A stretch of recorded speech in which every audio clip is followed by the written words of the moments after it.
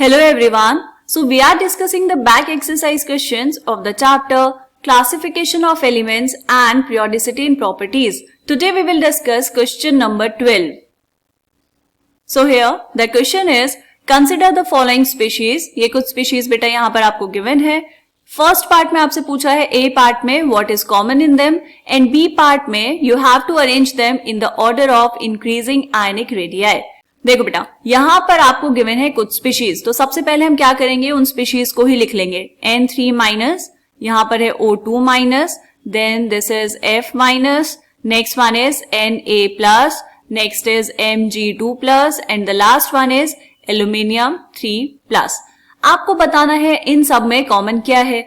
देखो बेटा सारे स्पीशीज डिफरेंट एलिमेंट्स के आयंस हैं. हम क्या चेक कर सकते हैं आयंस में, हम यहाँ पर निकाल सकते हैं नंबर ऑफ इलेक्ट्रॉन्स. तो हम कैलकुलेट करेंगे बेटा नंबर ऑफ इलेक्ट्रॉन्स. नाइट्रोजन का एटॉमिक नंबर कितना, नाइट्रोजन का एटॉमिक नंबर होता है बेटा 7, राइट. तो यहाँ पर अगर हम number of electrons find out करेंगे तो कितने आएंगे, 7 होने चाहिए थे. -3 का मतलब आपने क्या किया बेटा 3 इलेक्ट्रॉन्स ऐड करवाए हैं, तो टोटल कितने आ गए इसमें, टोटल आए 10 इलेक्ट्रॉन्स, राइट. यहां पर चेक करेंगे नेक्स्ट में ऑक्सीजन का एटॉमिक नंबर कितना 8, तो ये होगा 8 प्लस -2 का चार्ज है तो 2 इलेक्ट्रॉन्स ऐड हो गए, तो टोटल कितने इलेक्ट्रॉन्स बेटा 10 इलेक्ट्रॉन्स. F माइनस में चेक करेंगे फ्लोरीन का एटॉमिक नंबर इज 9, तो टोटल नंबर ऑफ इलेक्ट्रॉन्स कितने हुए 9, -1 का चार्ज है मतलब +1 करेंगे इलेक्ट्रॉन्स में, तो ये हो जाएगा टोटल 10 इलेक्ट्रॉन्स. सोडियम का एटॉमिक नंबर 11, तो ये होगा 11, एक इलेक्ट्रॉन उसने लूज किया तो -1 इज इक्वल्स टू 10 इलेक्ट्रॉन्स.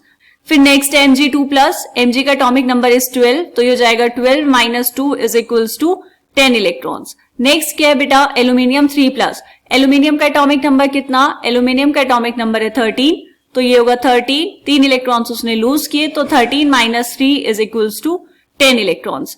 तो फर्स्ट पार्ट का आंसर तो हमें मिल गया बेटा. क्या पूछा है आपसे, ए पार्ट में आपसे पूछा था what is common in them, तो यहां पर लिखेंगे बेटा each one of the given species have same number of electrons. and Jin species में same number of electrons present होते हैं बेटा उनको क्या बोलते हैं, उनको बोलते हैं isoelectronic species. so each one of the given species have same number of electrons, therefore all are isoelectronic. isoelectronic मतलब सब में same number of electrons present है. ठीक है, फर्स्ट पार्ट का आंसर समझ आ गया बेटा. अब आपको बताना है बी पार्ट. बी पार्ट में क्या पूछा है बेटा, you have to arrange them in the order of increasing ionic radii. Okay, atomic radii and ionic radii हम ऑलरेडी डिस्कस कर चुके हैं बेटा. कहां डिस्कस किया है, इस चैप्टर के क्वेश्चन नंबर 9 में, तो उसका लिंक आपको डिस्क्रिप्शन बॉक्स में मिल जाएगा. आप वहां जाकर डिटेल में आयनिक रेडियाई चेक कर सकते हैं. ठीक है, अब यहां पर देखो आपको इनको अरेंज करना है इंक्रीजिंग आयनिक रेडियाई में. देखो बेटा अगर आपके पास आइसोइलेक्ट्रॉनिक स्पीशीज हैं और हम कह रहे हैं कि अगर न्यूक्लियर चार्ज बढ़ता है, अगर न्यूक्लियर चार्ज बढ़ता है तो क्या होगा बेटा, जो आयन का साइज है वो डिक्रीज करेगा. कैसे, देखो अगर आपके पास ये है एक न्यूक्लियस, यहां पर हमने बनाया दिस इज द न्यूक्लियस, और इसके बाहर क्या प्रेजेंट होंगे, इसके बाहर प्रेजेंट होंगे डिफरेंट शेल्स. तो अगर यहां पर वैलेंट शेल वाले इलेक्ट्रॉन पर अगर न्यूक्लियर पुल ज्यादा है, मतलब Z इफेक्टिव की वैल्यू ज्यादा है, तो क्या होगा बेटा आयनिक साइज जो है वो क्या होगा, आयनिक साइज डिक्रीज करेगा. क्यों, क्योंकि न्यूक्लियस ज्यादा अट्रैक्ट करेगा बाहर वाले इलेक्ट्रॉन्स को.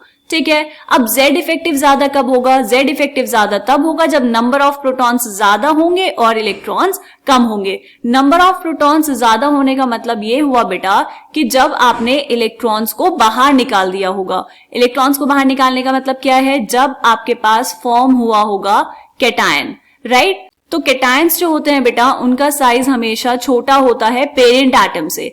जैसे अगर हम यहाँ पर बात करें Na एंड Na+ की, तो इन दोनों में किसका एटॉमिक साइज कम होगा बेटा, एटॉमिक साइज कम होगा बेटा सोडियम आयन का, क्योंकि दोनों में ही प्रोटॉन्स कितने हैं 11, वो तो कभी चेंज होने नहीं वाले.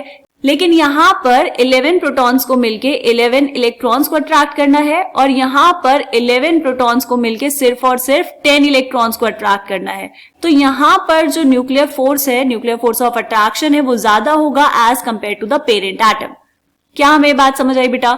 ऐसे अगर हम बात करें एनायंस की, तो जो एनायंस होते हैं वो साइज में बड़े होते हैं पेरेंट एटम से। ऐसा क्यों? क्योंकि देखो अब यहाँ पर नंबर ऑफ इलेक्ट्रॉन्स बढ़ गए हैं, नंबर ऑफ प्रोटॉन्स तो उतने ही है। तो क्योंकि नंबर ऑफ इलेक्ट्रॉन्स बढ़ रहे हैं तो एक तो होगा वहां पर इलेक्ट्रॉन इलेक्ट्रॉन रिपल्शंस, एंड दूसरा क्या है बेटा कि प्रोटॉन्स तो उतने ही हैं, न्यूक्लियर चार्ज उतना ही है। अब कम प्रोटॉन्स को मिलके ज्यादा इलेक्ट्रॉन्स को अट्रैक्ट करना पड़ेगा, तो जो इफेक्टिव न्यूक्लियर चार्ज है वो डिक्रीज हो जाएगा एंड आयन का जो साइज है वो क्या होगा बेटा, इंक्रीज हो जाएगा। तो इसीलिए पहले हम यहाँ पर 2 लाइंस लिख लेंगे बेटा। जो कैटायंस होते हैं वो क्या होते हैं, स्मॉलर होते हैं देन द पेरेंट एटम। तो लिखेंगे cations are smaller in size than the parent atom, whereas जो एनायंस होते हैं वो क्या होंगे बेटा, जो एनायंस हैं वो साइज में बड़े होंगे, whereas the anions are larger in size than the parent atom. ठीक है, ओके। अब यहां पर देखो जैसे जैसे इफेक्टिव न्यूक्लियर चार्ज बढ़ेगा साइज डिक्रीज होगा। किसमें इफेक्टिव न्यूक्लियर चार्ज ज्यादा होगा बेटा, जिसमें नंबर ऑफ प्रोटॉन्स ज्यादा होंगे और इलेक्ट्रॉन्स कम होंगे। यहां पर हमने सब में लिखे हैं number of protons, atomic number लिखा है सबका। देखो नाइट्रोजन का एटॉमिक नंबर कितना है बेटा, 7, ऑक्सीजन का 8, fluorine 9, sodium is 11, magnesium is 12 and aluminium is 13।